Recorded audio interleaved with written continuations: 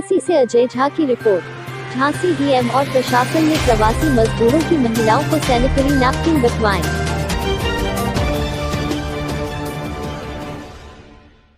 पूरे देश से आ रहे प्रवासी मजदूरों की दर्द से भरी तस्वीरें जब सामने आती है तो लगता है कि देश में मजदूरों के साथ न्याय नहीं हो पा रहा। लॉकडाउन के कारण अपने अपने गांव लौट रहे प्रवासी श्रमिकों को कहीं पुलिस लाठी मारती दिखती है तो कहीं मजदूर शासन की बेरुखी से अपनी पीड़ा व्यक्त करते नजर आ रहे हैं। ठीक इन सब के उलट झांसी में किसी भी प्रकार की परेशानी न हो, इसके लिए झांसी में जिला प्रशासन लगातार प्रयास कर रहा है। जिला अधिकारी की पहल पर पहले प्रवासी मजदूरों को मास्क और उनके बच्चों को बिस्कुट व खिलौने देकर प्रोत्साहित किया और अब प्रवासी मजदूरों की महिलाओं को सैनिटरी नैपकिन बंटवाएं, जिससे उन्हें परेशान न होना पड़े।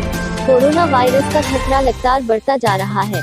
इस खतरे को कम करने के लिए और प्रवासी मजदूर और उनका परिवार परेशान न हो, इस बात का ध्यान रखकर झांसी प्रशासन तरह तरह के प्रयास कर रहा है। यहाँ जिलाधिकारी व एसएसपी रक्षा बॉर्डर पर पहुंचकर कभी मास्क वितरण करते हुए उन्हें सोशल डिस्टेंस में रहने का पाठ पढ़ाते हैं तो कभी छोटे छोटे बच्चों के चेहरे पर मुस्कान लाने के लिए खिलौने और बिस्कुट बांटते हैं। इसी क्रम में आज झांसी जिलाधिकारी ने रक्षा बॉर्डर पर पहुंचकर प्रवासी महिलाओं को सैनिटरी नैपकिन बंटवाए, जिससे उन्हें परेशानी न हो। जिलाधिकारी ने कहा कि पिछले एक माह से रक्षा बॉर्डर पर प्रवासी श्रमिकों का महाराष्ट्र, राजस्थान, दिल्ली और पंजाब से ट्रक, डीसीएम और पैदल आना हो रहा है। पैदल आ रहे प्रवासी श्रमिकों में बड़ी तादाद में महिलाएं और बच्चे भी शामिल हैं। अन्य प्रदेशों से यह आ रहे श्रमिकों की मुसीबत कम करने के लिए लगातार प्रयास किया जा रहा है। इसी क्रम में मजदूरों की महिलाओं को सैनिटरी पैड दिए गए हैं। यह मजदूरों के रुकने के साथ ही साथ भोजन सहित चिकित्सा की भी व्यवस्था है। जब मजदूरों अन्य प्रदेश से यह आता है तो यह की व्यवस्था देखकर तनाव कम हो जाता है।